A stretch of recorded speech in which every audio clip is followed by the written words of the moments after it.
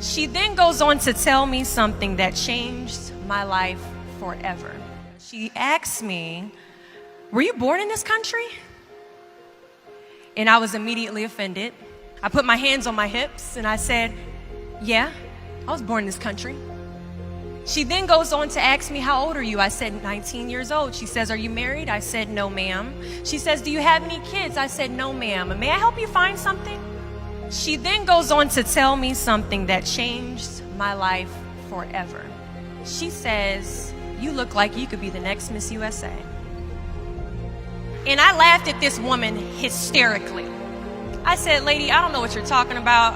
I'm going into my sophomore year at Virginia State. I'm about to commission in 3 years, go on active duty, be a military officer." Somehow, this crazy woman convinced me to meet her at Starbucks the very next day. She brought this foot-tall stack of pageant books, and she goes on to convince me to compete in my very first pageant. I compete in my first pageant 3 months later, and I lose. I go back the second year, compete in my state pageant, and I lose. I go back the third year, compete in my state pageant, and I lose. Go back the fourth year, compete in my state pageant and lose. Go back the fifth year, compete in my state pageant and lose. But guess what happens the sixth year? I lose. I called her on the phone 6 years after our Target conversation, and I said, "You told me I could be the next Miss USA." And she says, "Deshauna, keep trying, keep trying, keep trying." In June of 2015, this amazing, kind of cuckoo woman passes away from leukemia. In December 2015, I win Miss District of Columbia, USA. In June 2016, I'm crowned the first soldier to win Miss USA. And last January in Manila, Philippines, I walked the Miss Universe stage and placed top 9 amongst 86 countries.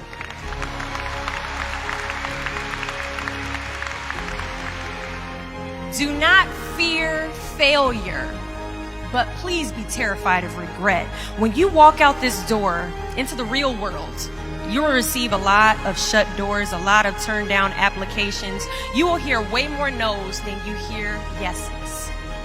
Giving up is something I did a lot of growing up, and I don't think I really challenged myself to stick anything through until I joined the track team in middle school.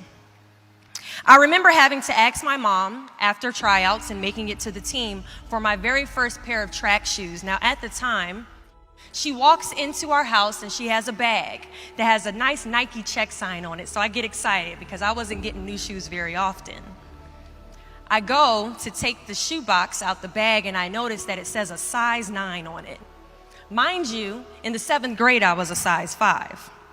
I open the box and I slide my feet into the shoe and I look at my mother and I said, "These shoes are too big."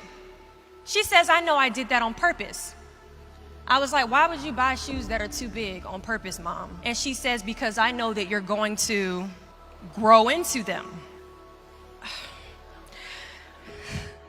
Coach has us line up on the starting line and he wants us to run a lap around the track.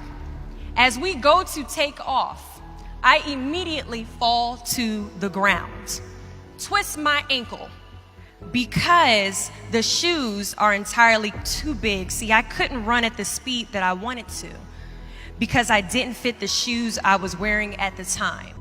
Now, many of us have goals we're trying to achieve, but the person we are right now is not the person that we need to be when we cross the finish line to our dreams. So we must walk and pace ourselves on this journey to our goals because we haven't grown enough in ourselves to fit the shoes that we need to achieve our aspirations. But let me tell you something. If I had won Miss USA my very first year, I would not have been Miss USA. I would not have been the version of myself that I needed to be to properly handle a national title. Many of us aren't ready to walk the race. But understand that as we walk this race, we pace ourselves, and as we pace ourselves, we grow.